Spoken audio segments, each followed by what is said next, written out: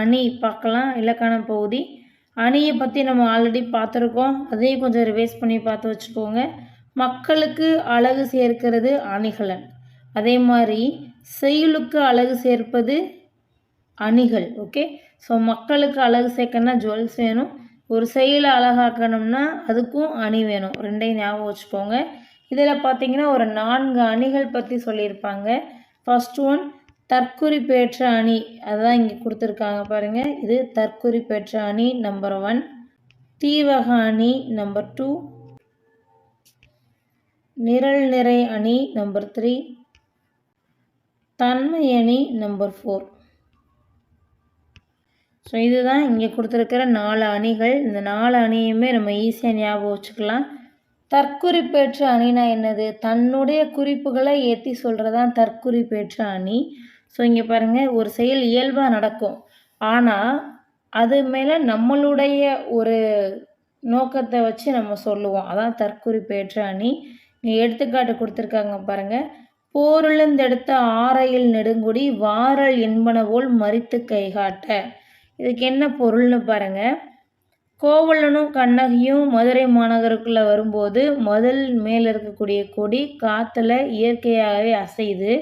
ஆனால் இளங்கோவடிகள் என்ன சொல்கிறாருன்னா, கோவலன் மதுரையில் கொலை செய்யப்படுவான் என கருதி அக்கொடிகள் கையை அசைத்து இம்மதுரைக்குள் வர வேண்டாம் அப்படின்னு சொல்கிறதா சொல்லியிருப்பார். ஸோ காற்றுல கொடி அசையுது அப்படிங்கிறது ஒரு நார்மலாக நடக்கக்கூடிய ஒரு விஷயம். அந்த விஷயத்தின் மேலே கவிஞர் தன்னுடைய சொந்த கருத்துக்களை ஏற்றி வச்சு சொல்கிறதுனால இதற்கு பெயர் தற்குறிப்பேற்ற அணி.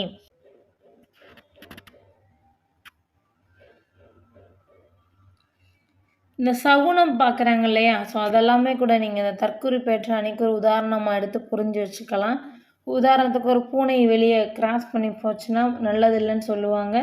பூனை எலியை பிடிக்க போயிருக்கும், ஆனால் அதை நம்ம அப்படி பார்க்குறத விட்டுட்டு என்ன சொல்லிடுவாங்க அப்படின்னா, பூனை குறுக்க போனதுனால அந்த விஷயம் நடக்காது அப்படிங்கிற மாதிரி பேசிடுவாங்க. தன்னுடைய குறிப்பை ஏற்றி சொல்லுவாங்க.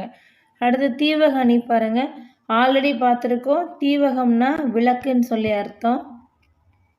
ஸோ அப்போ நம்ம எடுத்துக்காட்டை மட்டும் பார்க்கலாம். சேந்தன வேந்தன் திருநெடுங்கண் தெவ்வேந்தர் ஏந்து நடுந்தோள் இழிகுருதி பாய்ந்து திசை அனைத்தும் வீரச்சிலை பொழிந்த அம்பும் மிசை அனைத்தும் புல்குளமும் வீழ்ந்து. ஸோ இதில் பார்த்தீங்க அப்படின்னா சொல்லும் பொருளும் கொடுத்துருக்குறாங்க. அதுக்காக நம்ம ரீட் பண்ணோம். சேந்தன சிவந்தன, தெவ் அப்படின்னா பகைமை, சிலைனா வில், மிசைனா மேலே, மீசை வந்து உதட்டுக்கு மேலே தான் இருக்கும், புல் பறவை அப்படிங்கிற மாதிரி இதை பார்த்து வச்சுக்கோங்க. ஸோ பாருங்கள், அரசனுடைய கண்கள் கோபத்தால் சிவந்தன, அவை சிவந்த அளவில் பகை மன்னர்களுடைய பெரிய தோள்கள் சிவந்தன, குருதி பாய்ந்து திசைகள் அனைத்தும் சிவந்தன, வலிய வில்லால் எய்யப்பட்ட அம்புகளும் சிவந்தன, குருதி மேலே வீழ்ந்ததால் பறவை கூட்டங்கள் யாவும் சிவந்தன. ஸோ அப்போ சிவந்தன அப்படிங்கிற இந்த ஒரு சொல்லை யூஸ் பண்ணி இந்த செயலுக்கு விளக்கம் கொடுத்துருக்குறாங்க. தீவக அணினா விளக்கு என்பது பொருள். ஓகே, அதை மட்டும் ஞாபகம் வச்சுக்கிட்டிங்கன்னா கூட போதுமானது தான். அடுத்து நிரல் நிறை அணி பாருங்கள். நிரல்னா வரிசை, நிறைனா நிறுத்துதல். சொல்லையும் பொருளையும் வரிசையாக நிறுத்தி அவ்வரிசைப்படியே இணைத்து பொருள் கொள்வது தான் நிரல் நிறை அணி. பாருங்கள், இல்வாழ்க்கை அன்பும் அறமும் உடையதாக விளங்குமானால் அந்த வாழ்க்கையின் பண்பும் பயனும் அதுவே அப்படின்னு கொடுத்துருக்காங்க. ஸோ இல்வாழ்க்கை இங்கே இருக்கு பாருங்கள். இந்த இல்வாழ்க்கை என்பது அன்பும் அறனும் உடையதாக இருந்துச்சுன்னா அதோடைய பண்பும் பயனும் அதுதான். அதான் அப்படியே பொருள் எடுத்துக்கிறதுக்கு பேர் தான் நிரல் நிறை அணி. அடுத்த தன்மை அணி பாருங்கள். எவ்வகைப்பட்ட பொருளாக இருந்தாலும் இயற்கையில் அமைந்த அதன் உண்மையான இயல்பு தன்மையினை கேட்பவர்களின் மனம் மகிழுமாறு உரிய சொற்களை அமைத்து பாடுவது தான் தன்மை அணி. தன்மை அணிலையும் பார்த்தீங்கன்னா தன்மை நவிர்ச்சி அணி அப்படின்னு சொல்லி நம்ம இதை சொல்கிறோம். தன்மை அணியை தன்மை நவிர்ச்சி அணி. அதே மாதிரி இது 4 வகைப்படும் பாருங்கள். பொருள் தன்மை அணி, குணத்தன்மை அணி, சாதி தன்மை அணி, தொழில் தன்மை அணி அப்படின்னு சொல்லி ஒரு 4 வகையாக பிரித்து வச்சுருக்காங்க. தன்மை அணி 4 வகைப்படும். அதை மட்டுமாவது பார்த்து வச்சுக்கோங்க, முக்கியம். தென் அடுத்து பார்த்தீங்கன்னா ஒரு எடுத்துக்காட்டு கொடுத்துருக்காங்க பாருங்கள். மெய்யிற் பொடியும் அப்படின்னு ஆரம்பிக்கக்கூடிய இந்த பாடல், உடம்பு முழுக்க தூசியும் விரித்த கருமையான தலைமுடியும் கையில் ஒற்றை சிலம்போடு வந்த தோற்றமும் அவளது கண்ணீரும் கண்ட அளவிலேயே வையை நதி பாயும் கூடல் நகரத்து அரசனான பாண்டியன் தோற்றான். அவளது சொல் தன் செவியில் கேட்டவுடன் உயிரை நீத்தான். ஸோ கண்ணகியுடைய துயர் நிறைந்த தோற்றத்தினை இயல்பாக உரிய சொற்களில் சொல்றதுனால இதோட பேர் தன்மை நவிர்ச்சேனி. இதே மாதிரி பார்த்தீங்கன்னா தோட்டத்தில் மேய்து வெள்ளை பசு அப்படிங்கிற பாடலில் இந்த தன்மை நவிர்ச்சேனியை பற்றி பார்த்துருப்போம். அதே மாதிரி தன்மை நவிர்ச்சேனி, உயர்வு நவிர்ச்சேனியெல்லாம் பார்த்துருக்கோம். அந்த வீடியோவையும் சேர்த்து ரெஃபர் பண்ணிக்கோங்க. கல்வி IAS அகாடமியோட பிளேலிஸ்ட்டில் TNPSCக்கான தமிழ் இலக்கணம் சாப்டர் இருக்குது. அதில் இந்த வீடியோலாம் இருக்கும். அதையும் பார்த்து ரிவைஸ் பண்ணி வச்சுக்கோங்க. டெஃபினட்டாக ரொம்பவே யூஸ்ஃபுல்லாக இருக்கும் எக்ஸாமுக்கு. ஸோ இதோட இந்த 10th ஸ்டாண்டர்டையே நம்ம ரொம்ப வெற்றிகரமாக முடிச்சிட்டோம். 6th முடித்தாச்சு, 7th முடித்தாச்சு, 10th முடித்தாச்சு. Next 8th ஸ்டாண்டர்டுக்கான video வர ஆரம்பிக்கும். ஸோ அதையும் பார்த்து யூஸ்ஃபுல்லாக நோட் பண்ணி வச்சுக்கோங்க. நெக்ஸ்ட் ஒன் வினைமுற்று கொடுத்துருக்குறாங்க பாருங்கள். படித்தான், ஆடுகின்றாள், பறந்தது, சென்ற, கண்டு ஆகிய செயலை அடிப்படையாக கொண்ட சொற்கள் ஆகும். செயலை வினை என்றும் குறிப்பர். இவ்வாறு ஒன்றின் செயலை குறிக்கும் சொல் வினைச்சொல் எனப்படும். ஓகே, ரொம்ப முக்கியம். இங்கிலீஷில் வெர்புன்னு சொல்லுவோம் இல்லையா, அதுதான் இது. ஸோ ஒன்றன் செயலை குறிக்கும் சொல் வினைச்சொல் பார்த்து வச்சுக்கோங்க. ஸோ அப்போ இதில் மேலே இருக்கிற எடுத்துக்காட்டுகளில் கொஞ்சம் பாருங்கள் என்ன சொல்லியிருக்காங்கன்னு. படித்தான். ஓகே, அப்போ இந்த இடத்துல ஒருத்தன் பாடம் படிச்சிருக்கான் அப்படிங்கிற மீனிங்கை நமக்கு கொடுக்குது. அப்போ படின்னு சொல்லி சொல்கிறது ஒரு வினை. அதே மாதிரி ஆடு வினை, பற வினை, செல் வினை, கான் வினை. ஓகே, ஸோ இது எல்லாமே வினை தான், வெர்பு தான். வெர்பை மீன் பண்ணி வர்றதுனால இது வினைச்சொல்னு சொல்லி சொல்கிறாங்க. வினை முற்றுனா என்ன கொடுத்துருக்காங்க பாருங்கள். மலர்விழி எழுதினால், கண்ணன் பாடுகின்றான், மாடு மேயும். இதில் பார்த்தீங்கன்னா எழுதினால் அப்படிங்கிற ஒரு வேலை இங்கே முடிஞ்சிருக்கு.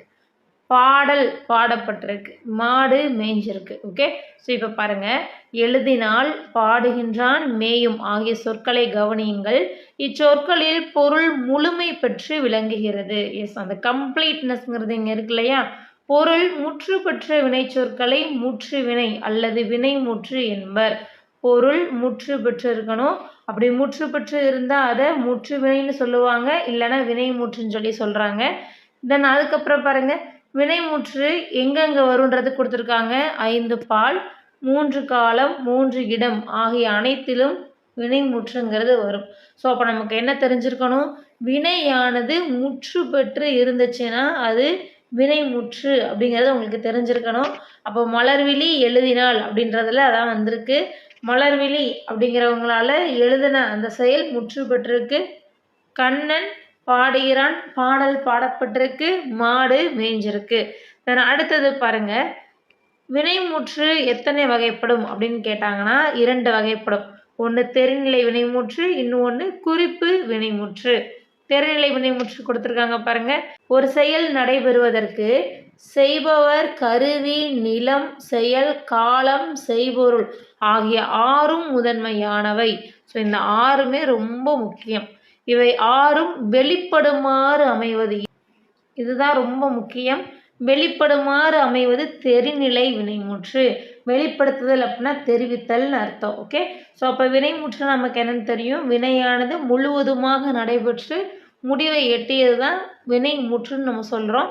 தெரிநிலைனா இந்த 6ம் வெளிப்படையாக வரும். ஓகே, அப்போ இந்த இடத்துல பாருங்க, மாணவி கட்டுரை எழுதினாள் அப்படின்னு ஒன்று கொடுத்துருக்குறாங்க, ஒரு ஸ்டேட்மெண்ட். அப்போது இந்த இடத்துல அந்த செயலை செய்பவர் யார், அந்த மாணவி தான். கருவி என்ன, எழுதுறாங்க அப்படின்னா பேப்பர் பென்னில் தானே எழுதியிருப்பாங்க, அதான் கருவி.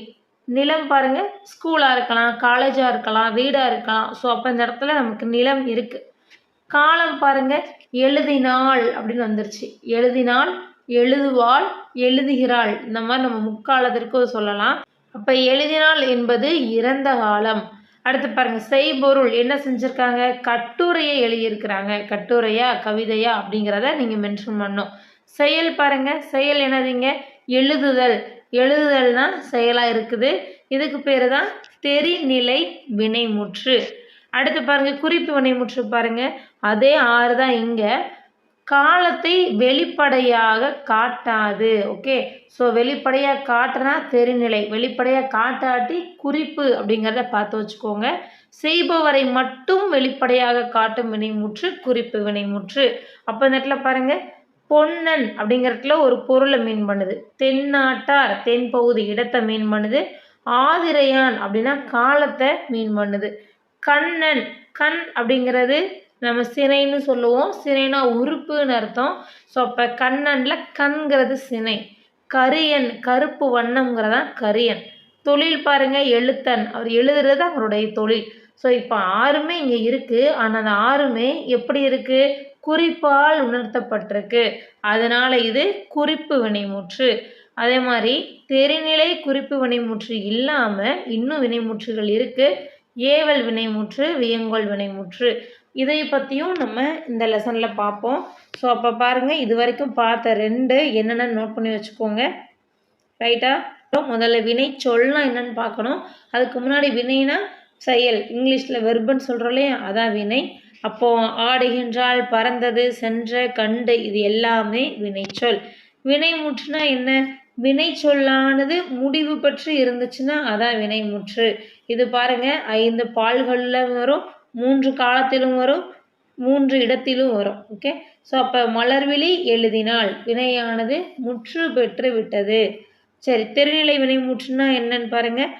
செய்பவர், கருவி, நிலம், செயல், காலம், செய்பொருள், இந்த ஆறுமே வெளிப்படையாக வந்துச்சுன்னா அது தெரிநிலை வினைமுற்று. உதாரணத்துக்கு கூட கொடுத்துருக்காங்க, மாணவி கட்டுரை எழுதினாள். ஓகே, அடுத்து குறிப்பு வினைமுற்றுனா என்ன? இந்த 6 பற்றியுமே வெளிப்படையாக வராமல் அதுக்கு பதிலாக குறிப்பால் உணர்த்துறாங்க. அதான் பொருள், இடம், காலம், சினை, குணம், தொழில். ஓகே, இதுதான் இதை பற்றி நம்ம இவ்வளோ நேரம் பார்த்தோம். கரியன் இதெல்லாம் பார்த்தோம் இல்லையா? ஸோ அப்போ அந்த ஆறும் இங்கே பேசாது, அதுக்கு பதிலாக வேற, அதையும் எப்படி வெளிப்படுத்துகிறாங்கன்னு பாருங்கள், குறிப்புகளாக வெளிப்படுத்துகிறாங்க. ஸோ அப்படி வெளிப்படுத்தினா அது குறிப்பு வினைமுற்று. இதை தவிர இன்னும் 2 இருக்குது பாருங்கள். ஒன்று ஏவல் வினைமுற்று, இன்னும் ஒன்று வியங்கோள் வினைமுற்று. ஸோ ஏவல் வினைமுற்று பற்றி அடுத்து பார்க்கலாம். ஏவுதல் அப்படின்னாலே ஒரு வேலை ஏவுறது அப்படின்ற மாதிரி அர்த்தம். ஓகே, ஸோ அப்போ பாடம் படி, கடைக்கு போ, ஒரு செயலை செய்யுமாறு கட்டளை இடுவது தான். பார்த்து வச்சுக்கோங்க. இவ்வாறு தன்முன் உள்ள ஒருவரை ஒரு செயலை செய்யுமாறு ஏவுறதுக்கு பெயர் தான் ஏவல் வினைமுற்று. இந்த ஏவல் வினைமுற்றானது ஒருமை பன்மை ஆகிய 2 வகைகளிலும் வரும்.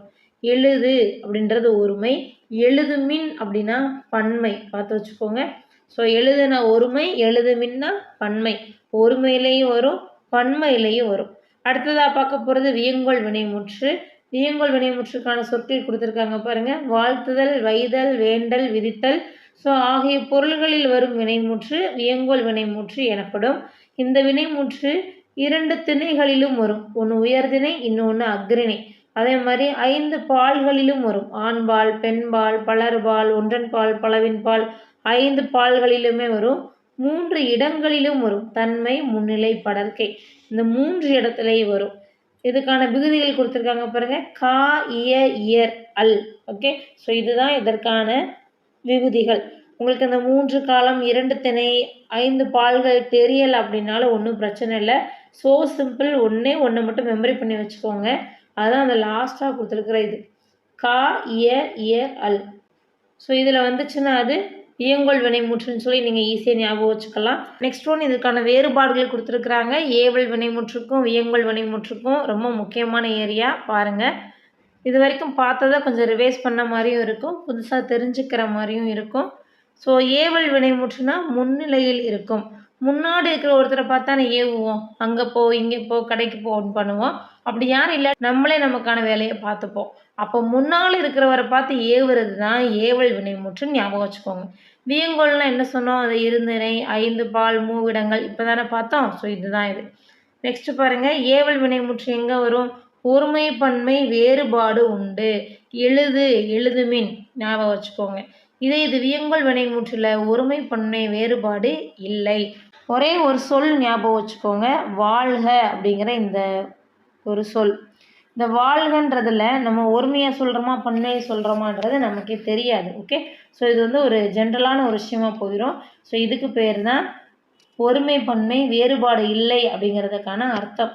அடுத்து பாருங்க, ஏவல் வினைமுற்று கட்டளை பொருளில் மட்டும் வரும். ஓகே, ஸோ கட்டளை பொருள்னா முன்னாடி இருக்கிறவங்கள பார்த்து கட்டளை இடுறது, கடைக்கு போ, பாடம் படி, எழுந்து வா, அந்த மாதிரி நம்ம கட்டளை இடுறது தான் கட்டளை பொருள். இது வியங்கோல் பாருங்க, வாழ்த்துதல், வைதல், வேண்டல், விதித்தல் ஆகிய பொருள்களை உணர்த்தும். ஸோ அந்த அல் விகுதி எல்லாத்துலேயும் வருது பார்த்தீங்களா? அல்னாலும் சரி, தல்னாலும் சரி, காலம் முடிஞ்சாலும் சரி, கா இய இயர் அல் தல் இதில் வந்தாலும் அது வியங்கோல் வினைமுற்று. நெக்ஸ்ட் ஒன் பாருங்க, ஏவல் வினைமுற்று விகுதி பெறாமல் வரும், ரொம்ப முக்கியம். ஆனால் வியங்கோல் வினைமுற்று விகுதி பற்று தான் வரும். இப்போ வாழ்கன்றதை கூட நீங்கள் எடுத்துக்கோங்க. ஸோ அந்த வாழ்க அப்படிங்கிறதுல காங்கிறது விகுதி, தெரிந்து தெளிவம் கொடுத்துருக்குறாங்க பாருங்க. விதித்தல் பொருளில் வரும் வியங்கோல் வினைமுற்று தன்மை இடத்தில் வராது. ஓகே, அடுத்து பாருங்க, கா இய இயர் நம்ம முதல்ல பார்த்தோலே அருந்து 2 இயர் அல் இங்கே இருக்குது.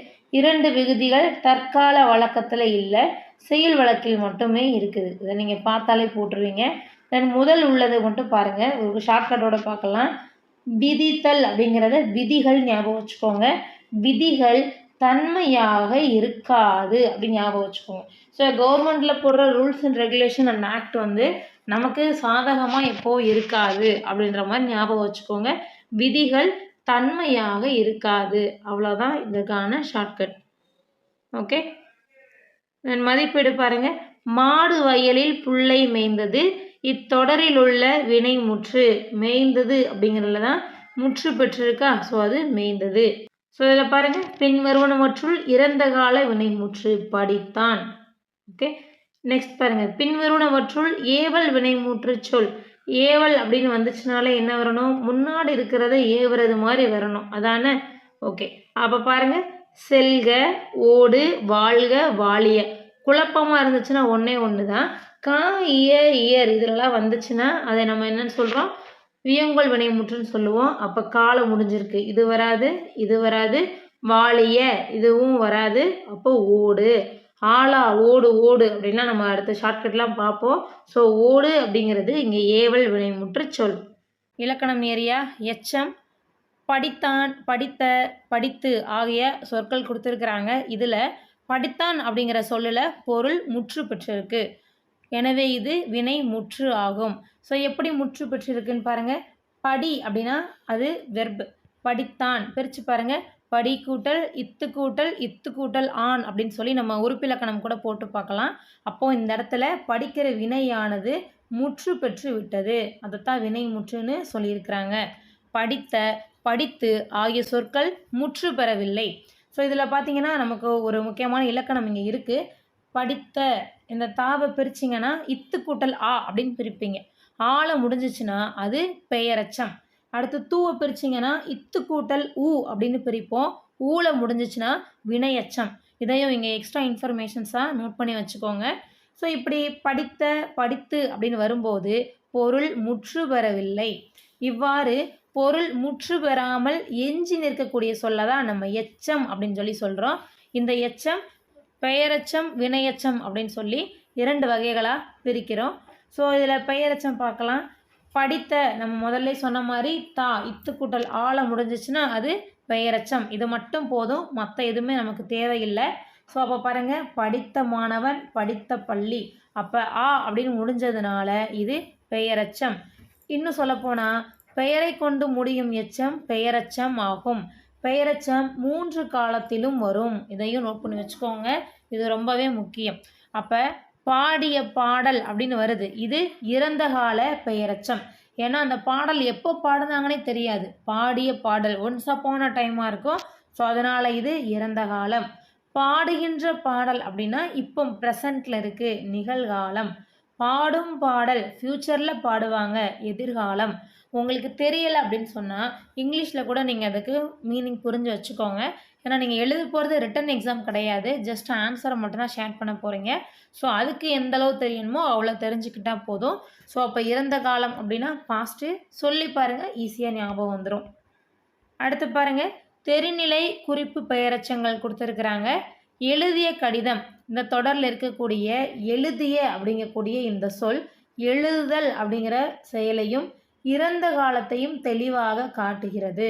எப்படி இறந்த காலம்னு சொல்கிறோம்? ஏன்னா எழுதிய ஒன்ஸ் அப்பான் அ டைம் எழுதியிருக்கிறாங்க, இப்போ எழுதலை. ஸோ இது ரெண்டையுமே தெளிவாக காட்டுது. இப்படி செயலையும் காலத்தையும் வெளிப்படையாக தெரியுமாறு காட்டுற பெயரச்சத்தை தான் தெரிநிலை பெயரச்சம்னு சொல்கிறோம். ரொம்ப ஈஸி. ஏன்னா நமக்கு ரெண்டுமே தெரியுது இல்லையா? காலமும் தெரியுது, தென் அது மட்டும் இல்லை செயலும் தெரியுது. ஸோ அதனால் இது தெரிநிலை பெயரச்சம். இது அடுத்து ஒன்று கொடுத்துருக்காங்க பாருங்கள். சிறிய கடிதம்னு ஒன்று இருக்குது. இது உங்களுக்கு ஏதாவது புரிஞ்சுக்க முடியுதா? லெட்டர் சின்னதாக இருக்குது, அவ்வளோதான் புரிஞ்சுக்க முடியும். இதில் நம்ம நல்லா கவனிங்க. செயலையும் புரிஞ்சிக்க முடியலை, காலத்தையும் புரிஞ்சிக்க முடியலை. பண்பினை மட்டுமே குறிப்பாக வச்சு அறிய முடியுது. பண்புனா என்னது?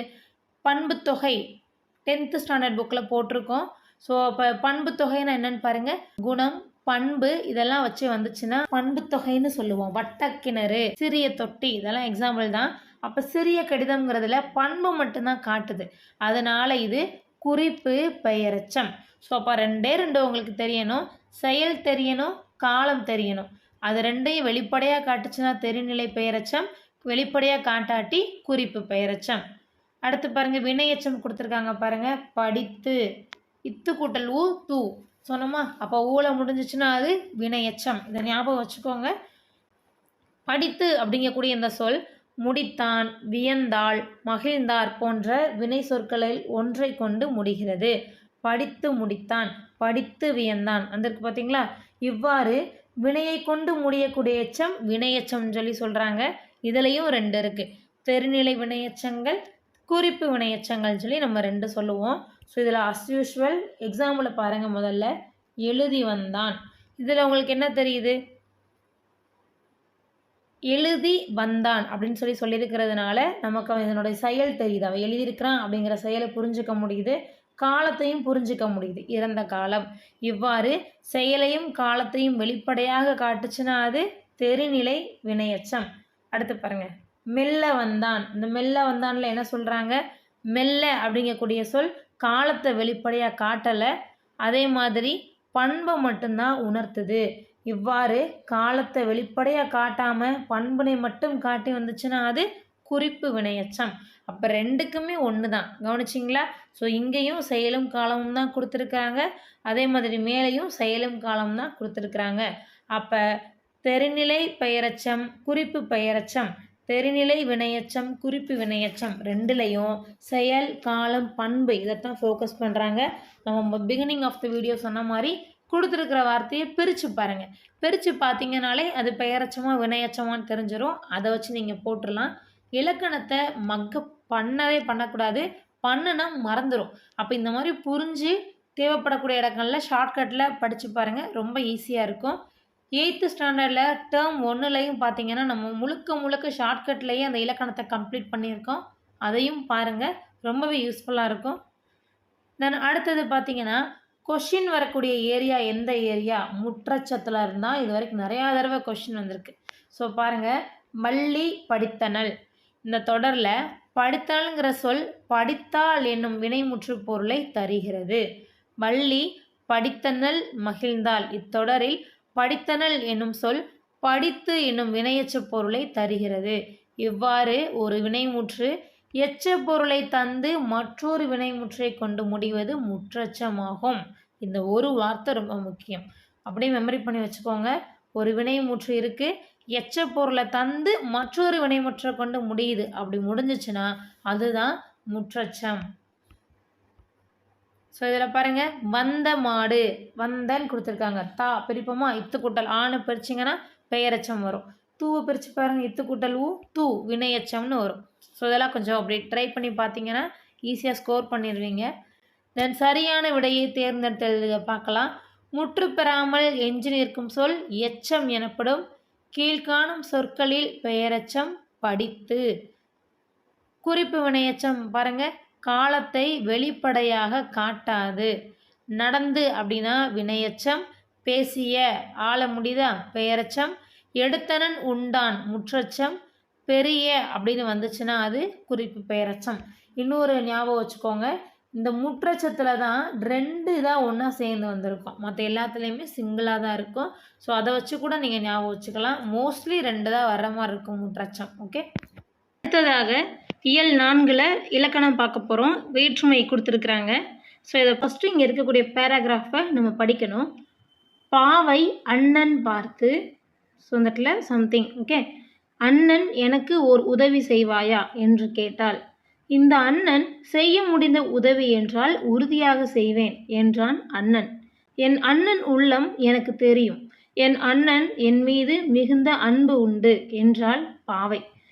ஸோ இதை நம்ம படிச்சிருக்கோம். இப்போ அப்படியே பாருங்கள், இந்த ஒரு பேராகிராஃபை நம்ம ரீட் பண்ணி பார்க்கலாம். பாவை அண்ணனை பார்த்து, அண்ணா எனக்கு ஓர் உதவி செய்வாயா என்று கேட்டாள். இந்த அண்ணனால் செய்ய முடிந்த உதவி என்றால் உறுதியாக செய்வேன் என்றான் அண்ணன். என் அண்ணனது உள்ளம் எனக்கு தெரியும். என் அண்ணனுக்கு என் மீது மிகுந்த அன்பு உண்டு என்றாள் பாவை. ஸோ இப்போ இது ரெண்டையும் கொஞ்சம் கம்பேர் பண்ணி பாருங்க. அண்ணன் அண்ணனை நீங்கள் வந்திருக்கு. அதே மாதிரி அடுத்து வேற ஏதாவது ஒன்று இருக்கான்னு பாருங்க. அண்ணன் எனக்கு ஓர் உதவி செய்வாயான்னு இருக்கு. இங்கே அண்ணா எனக்கு ஓர் உதவி செய்வாயான்னு இருக்கு. இந்த அண்ணன் செய்ய முடிந்த உதவின்னு ஃபஸ்ட்டு கொடுத்துருக்காங்க. இங்கே அண்ணனால் அப்படின்னு கொடுத்துருக்காங்க. அடுத்து பாருங்க, என் அண்ணன் உள்ளம் எனக்கு தெரியும். இங்கே அண்ணனது உள்ளம் எனக்கு தெரியும். அடுத்து பாருங்க, என் அண்ணன், இங்கே அண்ணனுக்கு. ஸோ என் மீது அன்பு உண்டு, அது அஸ் யூஷுவல் என் மீது மிகுந்த அன்பு உண்டு. ஓகே, முடிஞ்சு. இப்போ நம்ம மார்க் பண்ண விஷயங்களை மட்டும் பாருங்க. அண்ணனை, இந்த அண்ணாங்கிறது வெளித்தொடர் உங்களுக்கு தெரியும் இல்லையா? ஸோ அதை நம்ம ரிஜெக்ட் பண்ணிடுவோம் இந்த இடத்துல. அண்ணனால், அண்ணனுக்கு, அண்ணனது அப்படின்னு சொல்லி இருக்குது. முதல்ல பாருங்கள், அண்ணனை, ஐ அப்படிங்கிறது இங்கே வந்திருக்கு. அடுத்து பார்த்தீங்கன்னா அண்ணனால், ஆள் அப்படின்னு அடுத்தது வந்திருக்கு. அடுத்தது பார்த்தீங்கன்னா அண்ணனது, அது அப்படின்னு வந்திருக்கு. நெக்ஸ்ட் ஒன் பாருங்கள், அண்ணனுக்கு, கூ அப்படிங்கிறது வந்திருக்கு. இப்போ அப்படி இந்த வார்த்தைகளெல்லாம் பாருங்கள். ஐ, ஆள், கூ, அது எங்கேயா படித்த மாதிரி இருக்கா அப்படின்னா, நீங்கள் 10th ஸ்டாண்டர்ட் வீடியோஸ் இதுக்கு முன்னாடி பார்த்த இலக்கணம் எல்லாம் நீங்கள் படிச்சிருந்தீங்கன்னா இப்போ உங்களுக்கு டக்குன்னு சொல்லியிருப்பீங்க. இது எல்லாமே வேற்றுமை உருபுகள்னு சொல்லியிருப்பீங்க. ஆமாம், ஐ, ஆள், கு, இன், அது, கண் அப்படின்னு சொல்லி வேற்றுமை உருபுகள் இருக்குது. முதலாவதுக்கும் கடைசி 8வதுக்கும் உருபு கிடையாது. மொத்தம் 8 உருபுகள் நம்ம ஞாபகம் வச்சுக்கிறணும். முதலுக்கும் முடிவுக்கும் உருபு கிடையாதுன்றதை ஞாபகம் வச்சுக்கோங்க. ஸோ அப்படிங்க பார்க்கையில் ஐ, ஆள், கூ, அது இது எல்லாமே வேற்றுமை உருபு. ஸோ இதை உங்கள் புக்கில் மார்க் பண்ணி வச்சுக்கோங்க. இது ரொம்ப முக்கியமாக உங்களுக்கு தெரியணும். இப்போ பாருங்கள், அடுத்து ஒரு டெஃபினேஷன் இங்கே கொடுத்துருப்பாங்க. நம்ம பார்த்தது தான். ஐ, ஆள், கூ, இன்னது போன்ற அசைகள் இணைந்து அச்சொல்லின் பொருளை பல்வேறு வகையாக வேறுபடுத்துகின்றன. இவ்வாறு பெயர்ச்சொல்லின் பொருளை வேறுபடுத்தும் முறையை வேற்றுமை என்பர். இதை மார்க் பண்ணி வச்சுக்கோங்க. இதை அப்படியே படிக்கணும். ஸ்டேட்மெண்ட் பேஸ்டு கொஷின்ஸில் இந்த மாதிரி வரும். அசைகளை வேற்றுமை உருபுகள்னு சொல்லி சொல்கிறோம். என்ன அசைகள்? இந்த பெயர்ச்சொல்லுடன் இணைக்க பயன்படும் அசைகள் இருக்கா, அதை தான் வேற்றுமை உருபுன்னு சொல்லி சொல்கிறோம். ஐ, ஆள், கூ, இன்னது, கண் இதெல்லாம் வேற்றுமை உருபுகள்னு சொல்லி சொல்லுவாங்க. அடுத்து தெரிந்து தெளிவம் பாக்ஸ் கொடுத்துருக்காங்க பாருங்கள். சில இடங்களில் உருபுகளுக்கு பதிலாக முழு சொற்களே வேற்றுமை உருபாக வருவதும் உண்டு. அவற்றை சொல்லுருபுகள் என்பர். சொல்லுருபுகள்னா என்னன்னு பார்த்து வச்சுக்கோங்க. ஓவியர் தூரிகையால் ஓவியம் தீட்டினார். இதில் ஆள் என்பது வேற்றுமை உருபாக வந்துள்ளது. ஓவியர் தூரிகை கொண்டு உருவம் தீட்டினார். இதில் கொண்டு என்பது சொல்லுருபாக வந்துள்ளது. ஸோ இது ரெண்டுக்கும் உங்களுக்கு டிஃப்ரெண்ட் தெரிஞ்சுக்கும்னு நினைக்கிறேன். இல்லை சிம்பிளாக ஞாபகம் வச்சுக்கணும் அப்படின்னா, வேற்றுமை உருவுகள் வந்திருந்துச்சுன்னா அதை பார்த்து வச்சுக்கோங்க. அந்த உருவை தாண்டி ஏதாவது ஒரு இணைப்பு சொல் இங்கே வந்திருக்கு அப்படின்னா அது சொல்லுருபுன்னு ஞாபகம் வச்சுக்கோங்க. அவ்வளோதான். இப்போ பாருங்கள், ஓவியர் தூரிகையால் ஓவியம் தீட்டினார். ஓவியர் தூரிகை கொண்டு ஓவியம் தீட்டினார். ஸோ இதில் இணைப்பு சொல்லுங்கிறது இங்கே ஆளுங்கிறதும் இங்கே கொண்டுங்கிறது தான் இணைப்பு சொல். ஆளுங்கிறது வேற்றுமை உருவு, கொண்டுங்கிறது சொல்லுருவு. அவ்வளோதான். அடுத்து பாருங்க, வேற்றுமையின் வகைகள் கொடுத்துருக்குறாங்க. வேற்றுமை எத்தனை வகைப்படும்? வேற்றுமை 8 வகைப்படும். முதல் வேற்றுமை, இரண்டாம் வேற்றுமை இதெல்லாம் இப்போ நம்ம சொன்னோம் இல்லையா, இதுதான்.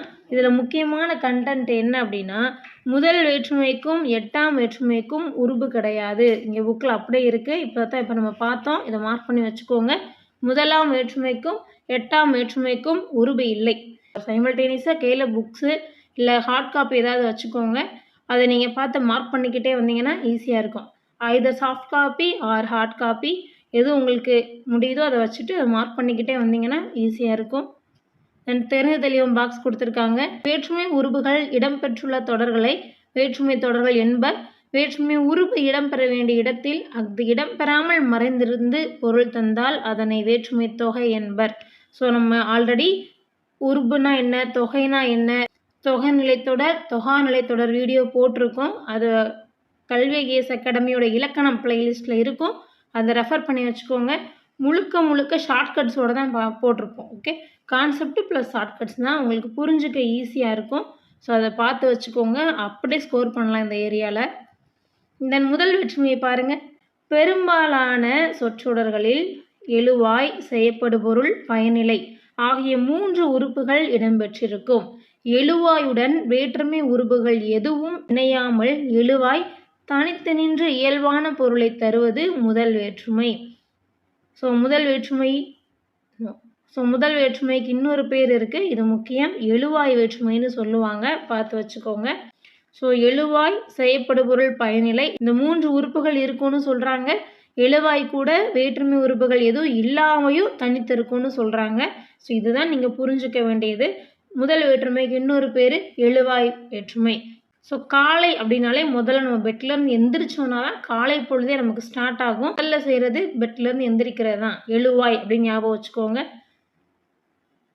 அடுத்தது பார்க்கலாம். இரண்டாம் வேற்றுமை கொடுத்துருக்காங்க பாருங்கள். இரண்டாம் வேற்றுமை உறுப்பு ஐ.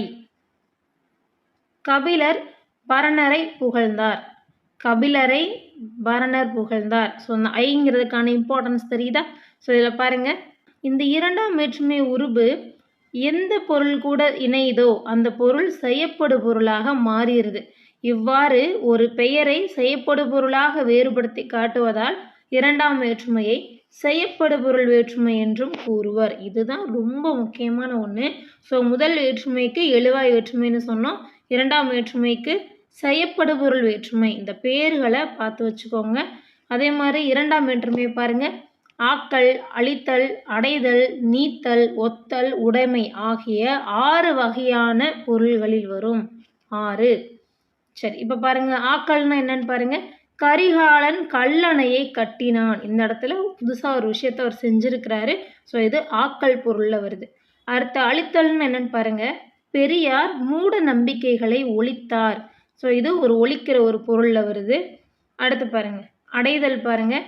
கோவலன் மதுரையை அடைந்தான். நீத்தல் பாருங்க, காமராசர் பதவியை துறந்தார். ஒத்தல் பாருங்க, தமிழ் நமக்கு உயிரை போன்றது. உடைமை, வள்ளுவர் பெரும் புகழை உடையவர். உடைமை. ஸோ இந்த மாதிரியான பொருள்களில் வர்றது தான் இரண்டாம் வேற்றுமை. ஓகே, ஸோ இப்போ நம்ம இதுக்கான ஷார்ட்கட் பார்க்கலாம். பாருங்கள், ஆக்கல், அழித்தல், அடைதல், நீத்தல், ஒத்தல், உடைமை. ஓகே, ஸோ இந்த 6 இங்கே கொடுத்துருக்குறாங்க. இதை எப்படி ஞாபகம் வச்சுக்கலாம் அப்படின்னு பார்ப்போம். ஸோ இரண்டாம் வேற்றுமைன்னு கொடுத்துருக்காங்களா. இரண்டாம் அப்படின்னா நம்ம நார்மலாக கப்புள்ஸ் எடுத்துக்கோங்க. கணவன் மனைவி 2 பேர் இருப்பாங்க. ஸோ அந்த 2 பேர் என்ன பண்ணணும்னா, ஆக்கல் அப்படின்னா ஆணவம் அப்படின்னு ஞாபகம் வச்சுக்கோங்க. ஆணவத்தை அழித்து அடையிறத அடையணும், நீக்கிறத நீக்கணும். ஓகே, அப்படி நீத்தாதான் ஒற்றுமையாக வாழ்க்கையில் ஒருத்தருக்கு ஒருத்தர் உடந்தையாக வாழ முடியும் அப்படின்னு ஞாபகம் வச்சுக்கோங்க. ஸோ ஒன்ஸ் அகைன், ஆக்கள்னா ஆணவம் ஞாபகம் வச்சுக்கோங்க. ஏன்னா இப்போ மோஸ்ட்லி ஈகோ சம்மந்தப்பட்ட ப்ராப்ளம்ஸ் தானே வரும். ஸோ அதுதான் இந்த இடத்துல ஆணவம், ஆணவத்தை அழிக்கணும், அடையிறத அடையணும், நீக்கிறத நீக்கணும் அப்படின்னு ஞாபகம் வச்சுக்கோங்க. ஏன்னா லைஃப்பில் ஒரு சில விஷயங்களை நம்ம அடைஞ்சணும், ஒரு சில விஷயங்களை நம்ம ஒமிட் பண்ணணும். அப்போ அடையிறத அடையணும், நீக்கிறத நீக்கணும். அப்படின்னா தான் ஒற்றுமையாக வாழ முடியும் அப்படிங்கிறத நீங்கள் ஞாபகம் வச்சுக்கோங்க போதும். தென் அடுத்தது பார்க்கலாம். மூன்றாம் வேற்றுமையை பாருங்கள். ஸோ இப்போ நம்ம வேற்றுமை உறுப்புகளில் ஐ, ஆள், கு 3 இருக்கா. ஸோ இப்போ நம்ம ஐங்கிறது இரண்டாம் வேற்றுமை உறுப்பு, ஆளுங்கிறது மூன்றாம் வேற்றுமை உறுப்பு, கூங்கிறது 4ஆம் வேற்றுமை உறுப்பு. இப்போ நம்ம பார்க்க போகிறது 3ஆம் வேற்றுமை உறுப்பு. ஸோ இதுக்கான ஓம உறுப்புகள் கொடுத்துருக்குறாங்க பாருங்கள். ஆள், ஆண், ஓடு, ஓடு. இது எப்படி ஞாபகம் வச்சுக்கலாம்? ஆளா, ஓடு, ஓடுன்னு ஞாபகம் வச்சுக்கோங்க. ஆளா, ஓடு, ஓடு. ஓகே, இதுதான் ஒரு ஷார்ட்கட்டு. ஆலா அப்படின்னு ஒரு பையனுடைய பேர். ஆலா, அவனை வந்து ஒரு ரன்னிங் காம்படிஷனில் ஓடுறான்ற மாதிரி ஒரு இமேஜினேஷன் வச்சுக்கோங்க. ஸோ அவனை எல்லோரும் என்ன சொல்கிறாங்க, ஆலா, ஓடு, ஓடு அப்படின்னு அவனோட ஃப்ரெண்ட்ஸ்லாம் சொல்கிறாங்க அப்படின்னு ஞாபகம் வச்சுக்கோங்க. ஸோ இதில் என்ன அப்படின்னா, முதல்ல கொடுத்துருக்கிற மீனிங்ஸை பார்ப்போம். அதுக்கப்புறம் நம்ம ஷார்ட்கட்டில் இன்னும் நல்லா ஈஸியாக பார்க்கலாம். ஸோ ஆல், ஆன், ஓடு, ஓடு அப்படிங்கிற இந்த 4 உருபுகளும் 3ஆம் வேற்றுமைக்கு சம்மந்தப்பட்ட உருபுகள்னு சொல்கிறாங்க. ஸோ இதில் பார்த்தீங்கன்னா ஆல், ஆன் ஆகியவை கருவி பொருள், கர்த்தா பொருள் ஆகிய 2 வகையான பொருள்களில் வரும்னு சொல்கிறாங்க. கருவி பொருளை முதல் கருவி, துணை கருவின்னு சொல்லி 2 வகையாக பிரிக்கிறாங்க. கருவியை செய்யப்படும் பொருளாக மாறுவது முதல் கருவி, ஒன்றை செய்வதற்கு துணையாக இருப்பது துணை கருவி. இப்போ பாருங்கள், எக்ஸாம்பிள் பார்த்தீங்கன்னா புரியும். மரத்தால் சிலை செய்தான். அடுத்து பாருங்கள், உளியால் சிலை செய்தான். ஒன்றை செய்வதற்கு துணையாக இருப்பது துணை கருவி. அப்போ இங்கே சிலையை செய்யணும்னா துணையாக இருக்கிறது இந்த உளி தான். ஓகே, ஸோ அதனால் இதை துணை கருவின்னு சொல்கிறாங்க. இந்த மாதிரி ஏரியாஸை உங்களுக்கு ஸ்டேட்மெண்ட் பேஸ்ட் கொஷின்ஸில் கேட்க வாய்ப்பு இருக்குது. ஸோ கவனமாக பார்த்து வச்சுக்கோங்க. அடுத்தது பாருங்கள், கருத்தா பொருள் பாருங்கள். ஏவுதல் கருத்தா, ஏற்றுதல் கருத்தான்னு சொல்லி 2 வகைப்படுது. பிறரை செய்ய வைப்பது ஏவுதல் கருத்தா, கரிகாலனால் கல்லணை கட்டப்பட்டது. தானே செய்வது இயற்றுதல் கருத்தா, சேக்கிலாரால் பெரிய புராணம் இயற்றப்பட்டது. ஸோ அப்போ இதுக்கு என்ன அர்த்தம்? நம்ம யார்கிட்ட ஒருத்தட்ட வேலை சொல்கிறோம் அப்படின்னா அது ஏவுறதுன்னு ஞாபகம் வச்சுக்கோங்க. வேலை ஏவுறது, நம்மளே அந்த வேலையை செஞ்சிட்டோம் அப்படின்னு அது இயற்றுறது. ஃபார் எக்ஸாம்பிள், யாரையாவது ஒருத்தரை கடைக்கு போய் நம்ம ஏதாவது பொருள் வாங்கிட்டு வர சொல்கிறோம், தக்காளி வாங்கிட்டு வர சொல்கிறோம்னு வச்சுக்கிறோம். நீங்கள் கடைக்கு போய் தக்காளி வாங்கிட்டு வாங்க அப்படின்னு சொல்கிறது ஏவுறது. நம்மளே கடைக்கு போய் அந்த தக்காளியை வாங்கிட்டு வர்றது இயற்றுறது அப்படின்னு ஈஸியாக ஞாபகம் வச்சுக்கோங்க. ஆண் என்னும் உருபு பெரும்பாலும் செய்யுள் வழக்கில் இடம்பெறும். எடுத்துக்காட்டு, புறந்தூய்மை நீரான் அமையும். ஸோ அந்த இடத்துல நீரான், அதில் ஆண்கிற வார்த்தை அந்த உருபு ஒளிஞ்சிருக்கு. ஸோ அப்போ ஆண் அப்படிங்கிறது பெரும்பாலும் செய்யுளில் தான் இருக்குது. அடுத்து பாருங்கள், ஓடு, ஓடு 3ஆம் வேற்றுமை உருபுகள் உடன் நிகழ்ச்சி பொருளில் வரும். உடன் நிகழ்ச்சி பொருளில் வரும். எடுத்துக்காட்டு, தாயோடு குழந்தை சென்றது, அமைச்சரோடு அலுவலர்கள் சென்றனர். ஸோ தாயோடு ஓடு வருது பார்த்தீங்களா, அமைச்சரோடு ஓடுன்றது வருது. இப்போ நம்ம இந்த 3ஆம் வேற்றுமை உருபை கொஞ்சம் டீட்டெயில்டாகவே பார்த்துட்டோம். இதில் இருக்கக்கூடிய முக்கியமான கான்செப்டை எப்படி ஷார்ட்கட்டில் ஞாபகம் வைக்கலான்றதை பார்க்கலாம். ஸோ நம்ம முதல்ல சொன்னோம் ஆலா, ஓடு, ஓடு. இந்த இடத்துல நீங்கள் என்ன ஞாபகம் வச்சுக்கோங்க அப்படின்னா, ஒரு ஆலா அப்படிங்கிற ஒரு பையன் ஓடுறான், ஒரு நிகழ்ச்சியில் ஓடுறான். ஸோ ஆலா அப்படிங்கிற பையன் ஓடுறான், இதில் ஓடுறான், ஒரு நிகழ்ச்சியில் ஓடுறான். உடன் நிகழ்ச்சி வந்துடும். அவனை நம்ம வந்து என்கரேஜ் பண்ணுறோம். சுற்றி இருக்கிற ஃப்ரெண்ட்ஸ்லாம் என்கரேஜ் பண்ணுறாங்க. எப்படின்னு பாருங்கள், ஆலா, ஓடு, ஓடு கருவியோடு கருத்தா ஓடு அப்படின்னு சொல்லி சொல்கிறாங்க. ஆலா, ஓடு, ஓடு கருவியோடு கருத்தா ஓடு அப்படின்னு சொல்லி சொல்கிறாங்க. தென் அதே மாதிரி இப்படி ஓடுன அந்த பையன் எத்தனாவது ரேங்க்கில் வந்தான்னா 2nd ரேங்க்கில் வர்றான், 2nd ப்ரைஸ் வாங்குறான். ஞாபகம் வச்சுக்கோங்க. ஏன் அப்படின்னா மோஸ்ட் ஆஃப் த பிளேசஸில் 2ங்கிறது வருது. ஃபார் எக்ஸாம்பிள் பாருங்கள், இப்போ நீங்கள் கருவின்னு எடுத்துக்கோங்க. முதல் கருவி, துணை கருவி 2 வரும். கருத்தா பொருள் பாருங்கள், ஏவுதல் கருத்தா, ஏற்றுதல் கருத்தா 2 வரும். ஸோ இதுதான் நம்ம வச்சுருக்க ஷார்ட்கட்டு. முடிஞ்சிருச்சு. அப்போ நிகழ்ச்சின்னு சொன்னோமே, இது என்னது? உடன் நிகழ்ச்சி பொருள்னால தான் நம்ம நிகழ்ச்சின்னு சொன்னோம். ஸோ இந்த ஷார்ட்கட்ஸில் மட்டும் ஞாபகம் வச்சு படிச்சிங்கன்னா இந்த ஏரியாவை ஈஸியாக முடிச்சிருவீங்க. அடுத்த 4ஆம் வேற்றுமை பார்க்கலாம்.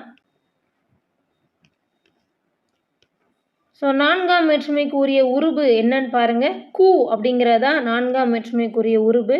கு, கொடை, பகை, நட்பு, தகுதி, அதுவாதல், பொருட்டு, முறை, எல்லை என பல பொருள்களில் வரும்.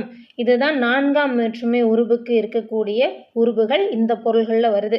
அப்போ எத்தனை பொருள்னு பார்த்தீங்கன்னா 8 பொருள்களில் வரும். இந்த 8 எப்படி ஞாபகம் வச்சுக்கலாம்? இதுக்கு ஒரு ஷார்ட்கட்டு. முதல்ல இப்போது நம்ம பொதுவாகவே 4னா என்ன சொல்லுவோம்? இந்த ஊர் உலகத்தில் 4 பேர் 4 விதமாக பேசுவாங்கப்பா அப்படின்னு ஒரு வார்த்தைகள் நீங்கள் கேள்விப்பட்டிருப்பீங்க.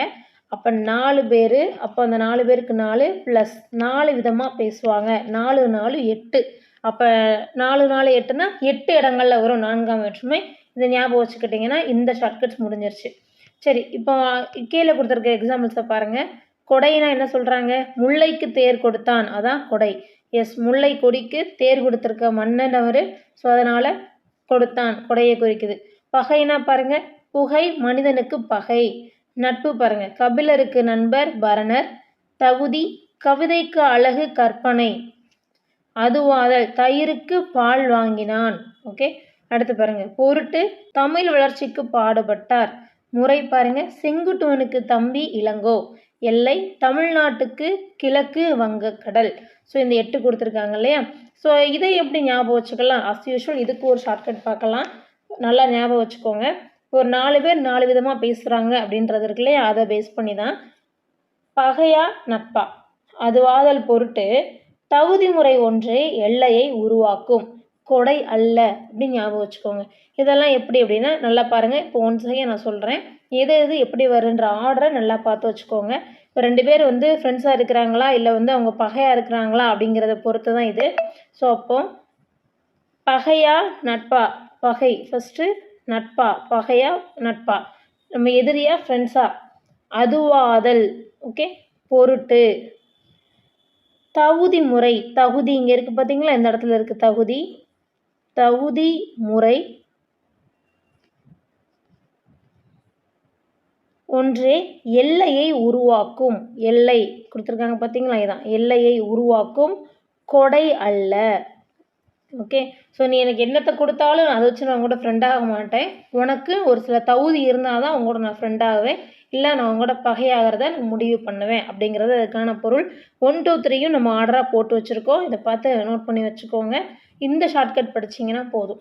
அப்போ 3ஆம் வேற்றுமை உருபுக்கு என்ன ஞாபகம் வச்சோம், ஆளா ஓடு ஓடு, நிகழ்ச்சியில் ஓடு, கருவியோடு கருத்தோடு ஓடு அப்படின்னு ஞாபகம் வச்சுக்கிறணும். 4ஆம் வேற்றுமை உருபுக்கு பகையா நட்பா அதுவாதல் பொருட்டு தகுதி முறை ஒன்றே எல்லையை உருவாக்கும், கொடை அல்ல அப்படின்னு ஞாபகம் வச்சுக்கோங்க. அடுத்து தெரிந்து தெளிவும் பாக்ஸ் கண்ணன் கொடுத்துருக்காங்க பாருங்கள். 4ஆம் வேற்றுமை உருபுடன் கூடுதலாக ஆக என்னும் அசை சேர்ந்து வருவதும் உண்டு. எடுத்துக்காட்டு கூலிக்காக வேலை. ஓகே, ஸோ இந்த ஆக அப்படிங்கிறத ஞாபகம் வச்சுக்கோங்க. அடுத்து 5ஆம் வேற்றுமை பாருங்கள். இல் இன் ஆகியவை 5ஆம் வேற்றுமை உருபுகள். அவை நீங்கள், ஒப்பு, எல்லை, ஏது ஆகிய பொருள்களில் வரும்.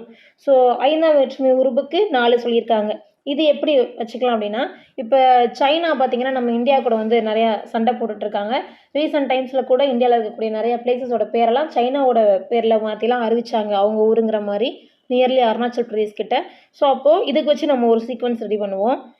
இந்தியா வந்து சைனாவை பார்த்து கேட்குது, என்ன கேட்குதுன்னா, ஒழுங்காக என்னோட ஊர்களை என்கிட்ட கொடுத்துரு, இல்லை அப்படின்னா நீங்கள் ஒப்புக்கொள்ளவில்லை அப்படின்னா எல்லையில் எதுனாலும் நடக்கும்பா அப்படின்னு ஞாபகம் வச்சுக்கோங்க. ஓகே, நீங்கள் ஒப்புக்கொள்ளவில்லை எனில் எல்லையில் எதுனாலும் நடக்கலாம். ஓகே, 5 பேர் ரெடியாக இருந்துக்காங்க அப்படின்னு சொல்லி ஞாபகம் வச்சுக்கோங்க.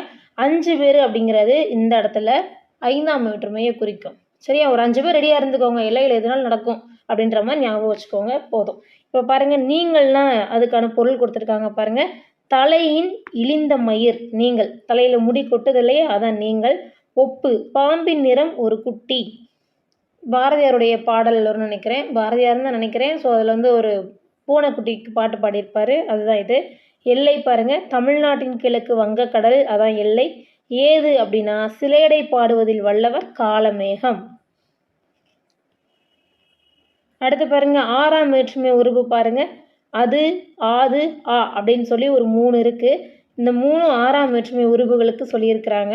இந்த 6ஆம் வேற்றுமையை பொறுத்த வரைக்கும் என்னன்னு பார்த்தீங்கன்னா உரிமை பொருளில் வரும், உரிமை.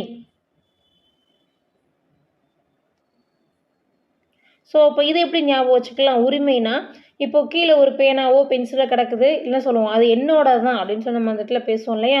ஸோ அது அவ்வளோதான், இதை மட்டும் ஞாபகம் வச்சுக்கிட்டிங்கன்னா உரிமை பொருள் ஞாபகம் வந்துடும், அதுங்கிறது ஞாபகம் வந்துடும். அதனாலும் சரி அதனாலும் சரி அது என்னோடது தான் அப்படின்னு சொல்லி ஞாபகம் வச்சுக்கோங்க. உரிமை பொருளை கிழமை பொருள் என்றும் கூறுவர். பாருங்கள், உரிமை பொருளுக்கு இன்னொரு பேர் இருக்குது, கிழமை பொருள்னு ஒரு பேர் இருக்குது. எடுத்துக்காட்டு ராமனது வில் நண்பனது கை. ஆது, ஆ ஆகிய உருபுகளை இக்காலத்தில் பயன்படுத்துவது இல்லை. ஸ்டேட்மெண்ட் பேஸ்டு கொஷின்ஸில் இந்த மாதிரி வார்த்தைகளை நீங்கள் எதிர்பார்க்கலாம், பார்த்து வச்சுக்கோங்க. ஸோ 6ஆம் வேற்றுமை உருபு உரிமையாக வரும், உரிமை பொருளில் வரும். உரிமைன்னா என்னது, அது அது என்னோடது தான் அப்படிங்கிறத நீங்கள் ஞாபகம் வச்சுக்கிட்டிங்கன்னா உரிமை பொருள் ஈஸியாக போட்டுருவீங்க. அடுத்து பாருங்கள், உரிமை பொருள் கிழமை பொருள்லையும் வரும் அப்படிங்கிறத ஞாபகம் வச்சுக்கோங்க. அடுத்து 7ஆம் வேற்றுமை பாருங்கள். 7ஆம் வேற்றுமைக்கு உரிய உருவு பாருங்கள், கண். மேல், கீழ், கால், இல், இடம் போன்ற உருவுகளும் இதுக்கு உண்டு. ஸோ இதில் பார்த்தீங்கன்னா இடம், காலம் ஆகியவற்றை குறிக்கக்கூடிய சொற்களில் 7ஆம் வேற்றுமை உருவு இடம்பெறும்னு சொல்கிறாங்க. எடுத்துக்காட்டு எங்கள் ஊரின் கண் மழை பெய்தது, இரவின் கண் மழை பெய்தது, இது ஒரு வார்த்தை. ஸோ இதை எப்படி ஷார்ட்கட்டில் ஞாபகம் வைக்கலான்னு பார்த்தீங்கன்னா இதுக்கு ஒரே ஒரு சின்ன ஒரு வார்த்தை மட்டும் ஞாபகம் வச்சுக்கோங்க. ஹாஸ்பிட்டல் அப்படின்னு ஞாபகம் வச்சுக்கோங்க. ஹாஸ்பிட்டல். ஓகே. ஸோ என்ன ஹாஸ்பிட்டல், எப்படி இதை மீன் பண்ண போகிறோன்றதை பார்க்கலாம். ஒருத்தருக்கு உடம்பு சரியில்லை, அவர் டாக்டரை பார்க்க போகிறாரு. அப்போ டாக்டர் கேட்குறாரு, என்னங்க பிரச்சனை அப்படின்னு சொல்லி கேட்குறாரு. உடம்பு வலிக்குது சம்திங் அவர் சொல்கிறாரு. சரி, வலி வரக்கூடிய இடங்கள் எதுங்க அப்படின்னு கேட்டோன்னா அவர் என்ன சொல்கிறாருன்னா, சார் எனக்கு வாரத்தில் 7 நாள் வலிக்குது. எங்கெங்கே வலிக்குதுன்னா கண்ணுக்கு மேலே கீழே வலிக்குது, கால்லையும் வலிக்குதுன்னு சொல்லி சொல்கிறாரு. அவ்வளோதான், ஷார்ட்கட்டு முடிஞ்சிருச்சு. ஸோ இதை பார்த்து வச்சுக்கோங்க. அப்போ இடம் காலம் அப்படின்னா, இடம்னா ஹாஸ்பிட்டல் அந்த ஞாபகம் வச்சுக்கிறணும். காலம் எப்போவுமே வலிக்குது, கால் வலியெல்லாம் வருது அப்படிங்கிறத ஞாபகம் வச்சுக்கிட்டிங்கன்னா இந்த ஏரியாவும் முடிஞ்சிருச்சு. தெளிவும் பாக்ஸ் பாருங்கள். இல் என்னும் உருபு 5ஆம் வேற்றுமையிலும் 7ஆம் வேற்றுமையிலும் உண்டு. ரொம்ப ரொம்ப முக்கியம். இதெல்லாம் அப்படியே ஸ்டேட்மெண்ட் பேஸில் கொடுத்து கேட்கலாம்.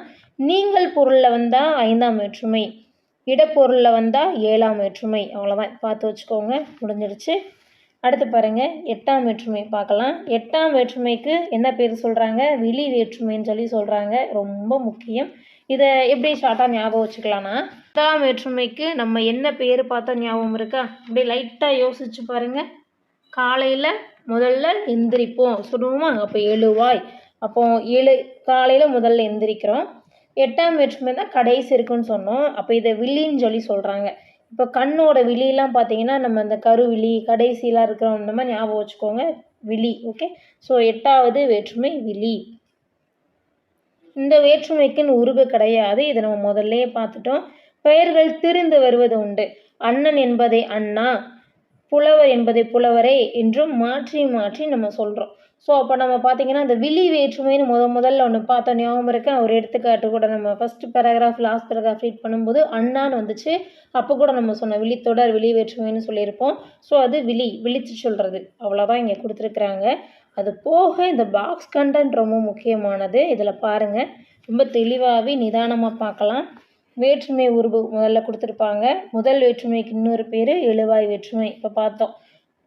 முதல் வேற்றுமைக்கு உருவு இருக்கா, உருவு இல்லை, அதை தான் இங்கே சொல்லியிருக்காங்க. சொல்லுருவு பாருங்கள், ஆனவன் ஆவான் ஆகின்றவன். ஸோ முக்காலத்துக்கும் வரும், இந்த இடத்துல நோட் பண்ணிக்கோங்க. முக்காலத்திற்கும் வரும். ஆனவன் ஆவான் ஆகின்றவன். பொருள் என்ன அப்படின்னா பயனிலை ஏற்றல், அந்த செயலுக்கான பயனிலையை இங்கே ஏற்றுட்டு வர்றதான் முதல் வேற்றுமை.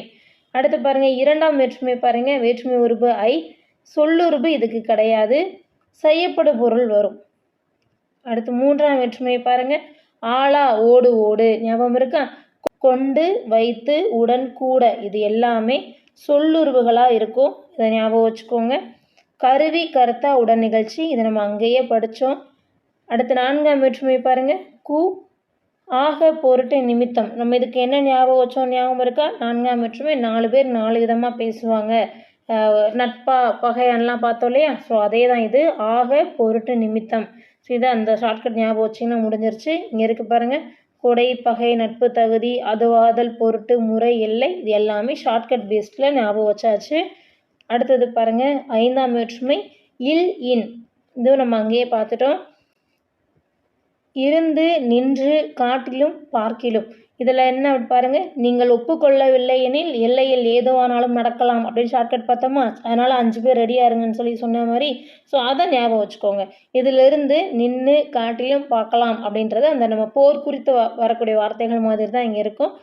ஃப்ரீக்வெண்ட்டாக 2 தடவை ரிவைஸ் பண்ணிங்கன்னா நின்றோம், ஒன்றும் பெரிய இஷ்யூஸ் கிடையாது.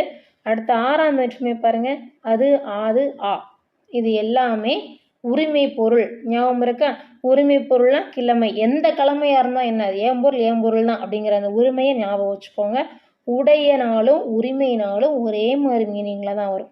7ஆம் வேற்றுமை பாருங்கள், கண் ஐயாளுக்கு இன்னது கண். ஓகே. இடம் காலம், 7 நாள் வலி வந்துச்சுன்னா எந்த இடம், ஹாஸ்பிட்டலுக்கு தான் போவார், எந்த காலம், 7 காலம் தான் வலி வருது அப்படின்னு ஞாபகம் வச்சுக்கோங்க. காலில் அப்படிங்கிறதையும் ஞாபகம் வச்சுக்கோங்க. 8ஆம் வேற்றுமைக்கு மற்றொரு பெயர் விழி வேற்றுமை. அதுக்கு உருபு கிடையாது, சொல்லுருபு கிடையாது. பொருள் பார்த்தீங்கன்னா விழி, அழைத்தல்ல வரும். அண்ணா கதிரவா அப்படின்ற மாதிரி ஞாபகம் வச்சுக்கோங்க, போதும். இதோட இந்த இலக்கணம் முடிஞ்சிருச்சு. லைட்டாக ஒரு ரீகால் பண்ணி பார்க்கலாம். பாருங்கள், ஃபஸ்ட்டுருந்தே ஒரு ரிவைஸ் பண்ணி பார்த்துடலாம். ஏன்னா இது ரொம்ப முக்கியமான ஏரியா, இதெல்லாம் நீங்கள் ரொம்ப ஸ்ட்ராங் ஆகணும். வேற்றுமையில் என்ன பார்த்தோம், பாவை அண்ணனை பார்த்து என்ன சொல்கிறா, அண்ணன், இந்த மாதிரியான வார்த்தைகள் உருபு இல்லாமல் இருக்கும்போது நமக்கு படிக்க சிரமமாக இருந்துச்சு. அதனால தான் நம்ம உருபுகளை சேர்த்து படித்தது இங்கே இருக்குது பார்த்தீங்களா. ஐ ஆளுக்கு இன்னது கண் வேற்றுமை உருபுகள் ஞாபகம் வச்சுக்கோங்க. அடுத்து பாருங்கள், பெயர் சொல்லின் பொருளை வேறுபடுத்தும் முறையை வேற்றுமை என்பர். இதை அப்படியே மெமரி பண்ணிடுங்க. மொத்தமாக ஒரு 4 சென்டென்ஸ் கிட்ட தான் மெமரி பண்ணுற மாதிரி வரும். அப்படியே மெமரி பண்ணி வச்சுக்கோங்க போதும். சொல்கிறது ஈஸி, ஆக்சுவலி படிக்கிறது கொஞ்சம் சிரமம்தான். நம்ம சொன்ன மெத்தட்லேயே படிச்சுட்டு நம்ம பாயிண்ட் பண்ண இடத்த மட்டும் மெமரி பண்ணிகிட்டே வந்தீங்கன்னா ரொம்ப ஈஸியாக தான் இருக்கும். நம்ம மார்க் வாங்கணும் இல்லையா? ஸோ 100 out of 100ங்கிறத எய்ம் பண்ணுங்கள். அப்போனா தான் உங்களால் படிக்க முடியும். இல்லை கொஞ்சம் ஒரு 80 70 அப்படின்னு மீன் பண்ணிங்கன்னா போஸ்டிங் வர்றது சிரமமாயிரும். அதே மாதிரி படிக்கும்போது நிறைய விஷயங்களை ஒமிட் பண்ண ஆரம்பிச்சிடுவீங்க. ஸோ நான் ஃபுல் மார்க் வாங்குவேன் 100 out of 100 அப்படின்னு சொல்லி நீங்கள் மீன் பண்ணிங்கன்னா தான் உங்களால் எல்லாத்தையும் படிக்க முடியும். புரிஞ்சுக்கக்கூடியதும் ஈஸியாக இருக்கும். ஸ்டேட்மெண்ட் பேஸ்டு கொஷின்ஸ் வந்துச்சுனாலும் ஈஸியாக அப்ரோச் பண்ண முடியும். தெரிந்து தெளிவும் பாருங்கள். சொல்லுறுப்புக்கும் வேற்றுமை உருவுக்குமான வித்தியாசத்தை இங்கே பார்த்தோம். அதை ஞாபகம் வச்சுக்கோங்க. பாக்ஸில் கீழே சொல்லுறுப்பு வந்துச்சு இல்லையா? அது இது கூட தொடர்புடையது தான். தென் வேற்றுமையின் வகைகள் பார்த்தோம். 8 வகைகள் இருக்குது. முதல் வேற்றுமைக்கும் 8ஆம் வேற்றுமைக்கும் உருவு கிடையாது. மற்ற எல்லாத்துக்கும் உருவு இருக்குது. அதையும் நம்ம தெளிவாகவே பார்த்துட்டோம். தென் முதல் வேற்றுமைக்கு ஒரு பேர் இருக்குது, எழுவாய். காலையில் முதல்ல எந்திரிப்போம், எழுவாய். எழுவாய் செய்யப்படுபொருள் பயனில்லை. இதே தான் அங்கே சொல்லுறுப்பில் வந்துச்சு. பாவி வந்தால் பாருங்கள், இதில் கூட எதையுமே சேர்க்கல, அவங்க எந்த உருவும் சேர்க்கலை. ஆனால் நமக்கு புரியுது. ஓகே, அதனால தான் இது முதல் வேற்றுமை. ரொம்ப சிம்பிளாக இருக்கும் அப்படிங்கிற ஞாபகம் வச்சுக்கோங்க. இரண்டாம் வேற்றுமை பாருங்கள், 2 பேர், ஹஸ்பண்ட் அண்ட் ஒய்ஃப் 2 பேருன்ற ஷார்ட்கட் பார்த்தோமா? ஆணவத்தை அழிக்கணும், அடையிறதை அடையணும்னு பார்த்தோமா? ஸோ அதை கொஞ்சம் ஞாபகம் வச்சுக்கோங்க. அடுத்து பாருங்கள், அடுத்தா ஓடு நிகழ்ச்சியில் ஓடு, அதுதான். ஸோ ஆளா எத்தனாவது ப்ரைஸ் வாங்கினா? 2வது ப்ரைஸ் வாங்கினா 2ங்கிறத இங்கே ஃப்ரீக்வெண்ட் நம்பராக இருக்கும். மரத்தால் சிலை செய்தான், உளியால் சிலை செய்தான், இதெல்லாம் பார்த்து வச்சுக்கோங்க. முதல் கருவி, துணை கருவி, இதெல்லாம் எக்ஸாம்ஸில் கேட்குற வாய்ப்பு இருக்கக்கூடிய ஏரியாஸ் பார்த்து வச்சுக்கோங்க. 4ஆம் வேற்றுமை உருவு பாருங்கள், 4 பேர் 4 விதமாக பேசுவாங்க. அப்போ 4 4 8. ஓகே, ஸோ அப்போது 4ஆம் வேற்றுமை 8 பொருள்களில் வரும் அப்படின்னு ஞாபகம் வச்சுக்கோங்க. இதுக்கான ஷார்ட்கட்டையும் ரிவைஸ் பண்ணி பாருங்கள். தெளிவும் பாக்ஸ் கொடுத்துருக்காங்க பாருங்கள். ஆக அப்படிங்கிறதும் சேர்ந்து வரும்னு சொல்லியிருக்காங்க. அடுத்த 5ஆம் வேற்றுமை பாருங்கள், 5 நீங்கள் ஒப்புக்கொள்ளவில்லை எனில் எல்லையில் ஏதுவானும் நடக்கலாம். 5 பேர் ரெடியாக இருங்க அப்படின்னு சொல்லி இந்தியா சைனாவை பார்த்து சொல்கிற மாதிரி ஞாபகம் வச்சுக்கோங்க. ஜஸ்ட்டு ஷார்ட்கட்காக தான் இது. ஸோ அப்போது இதை பார்த்தீங்கன்னா 5ஆம் வேற்றுமை உருவு நீங்கள் ஈஸியாக ஞாபகம் வச்சுப்பீங்க. 6ஆம் வேற்றுமை பாருங்கள், உரிமை பொருளில் வரும். எந்த கிழமையாக இருந்தாலும் அது என்னோட பொருள் தான் அப்படின்னு ஞாபகம் வச்சுக்கிறணும். 7ஆம் வேற்றுமைனா கிழமை, வாரத்தில் 7 நாளும் 7 கிழமையும் வழி வருது அப்படின்ற மாதிரி ஞாபகம் வச்சுக்க சொன்னோம். ஹாஸ்பிட்டலில் ஷார்ட்கட்டாக சொன்னால் ஞாபகம் வச்சுக்கோங்க. அடுத்து 8ஆம் வேற்றுமைக்கு வெளி வேற்றுமைன்னு சொல்லி ஒரு பொருள் இருக்குது. தென் இந்த பாக்ஸ் கண்டென்ட்டு இதையும் நம்ம பார்த்த மாதிரி ஞாபகம் வச்சு பாருங்கள், ஈஸியாக தான் இருக்கும். தென் மதிப்பீடு பார்க்கலாம். பெயர் சொல்லின் பொருளை வேறுபடுத்துவது வேற்றுமையாகும். அடுத்து பாருங்கள், 8ஆம் வேற்றுமைக்கு வெளி வேற்றுமைன்னு சொல்லி ஒரு பேர் இருக்குது. உடன் நிகழ்ச்சி பொருளில் வருவது. உடன் நிகழ்ச்சினா 3ஆம் வேற்றுமை. ஆளா ஓடு ஓடு ஞாபகம் வச்சுக்கோங்க. அடுத்து பாருங்கள், அறத்தான் வருவதே இன்பம். இத்தொடரில் என்ன வேற்றுமை இருக்குது? 3ஆம் வேற்றுமை பயின்று வந்திருக்கு. மலர் பானையை வணைந்தால், ஆக்கள் இது. ஓகே, ஸோ 3ஆம் வேற்றுமைக்கு உதாரணம் பாருங்கள், மண்ணால் குதிரை செய்தான் அப்படிங்கிறது மண்ணால். ஆள் ஆள் வருதா? ஸோ அது 3ஆம் வேற்றுமை உருவு. 4ஆம் வேற்றுமை உருவு பாருங்கள், ராமனுக்கு தம்பி லக்குவன். ஆள் கூ வருது பார்த்தீங்களா? இது 4ஆம் வேற்றுமை. 5ஆம் வேற்றுமை பாருங்கள், ஏவுதல் கலையில் சிறந்தவன் ஏகலைவன். அடுத்த 6ஆம் வேற்றுமை பாருங்கள், பாரியினது தேர். ஓகே, ஸோ இதெல்லாம் ஞாபகம் வச்சுக்கோங்க. வேற்றுமை உருவை ஃபாலோ பண்ணிங்கன்னா ஈஸியாக போட்டுடலாம்.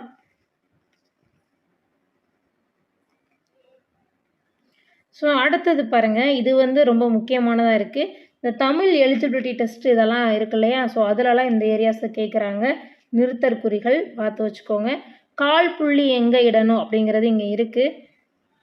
அரை புள்ளி எங்கே இடணும்னு இருக்குது. முக்கால் புள்ளி, முற்றுப்புள்ளி. ஸோ இதெல்லாம் ஒரு தடவை ஸ்கிப் பண்ணாமல் பார்த்துருங்க. ஸோ முற்றுப்புள்ளி, வினாக்குறி இது எங்கே வரும்ன்றது இங்கே கொடுத்துருக்காங்க. எக்ஸாம்பிள்ஸ் பார்த்தீங்கன்னாலே போதும். வியப்புக்குறி இருக்குது. ஸோ ஓகே, ஸோ எக்ஸாம்பிள்ஸை மறக்காமல் பாருங்கள். ஒற்றை மேற்கோள் குறி, இந்த மாதிரி ஏகப்பட்ட குறிகள் இருக்குது. லைட்டாக பார்த்துட்டிங்க அப்படின்னா ஒருவேளை அந்த ஏரியாவில் கொஷின்ஸ் வந்துச்சாலும் ஈஸியாக நீங்கள் போட்டுருவீங்க. ஏன்னா டிஇடிலலாம் கூட இதில் கொஷின்ஸ் கேட்டிருக்காங்க. அதனால் கொஞ்சம் பார்த்து வச்சுக்கோங்க. அடுத்து கலைச்சொல் அறிவோம் கொடுத்துருக்காங்க. நிறுத்தற்குறி, பஞ்சுவேஷன், அணிகலன், ஆர்னமெண்ட், திறமை, டேலண்ட், மொழிபெயர்ப்பு, டிரான்ஸ்லேஷன், விழிப்புணர்வு, அவேர்னஸ், சீர்திருத்தம், ரெஃபார்ம். ஸோ இதோட இந்த இயல் முடிஞ்சிடுச்சு. தேங்க்யூ அண்ட் தேங்க்ஸ் ஃபார் வாட்சிங்.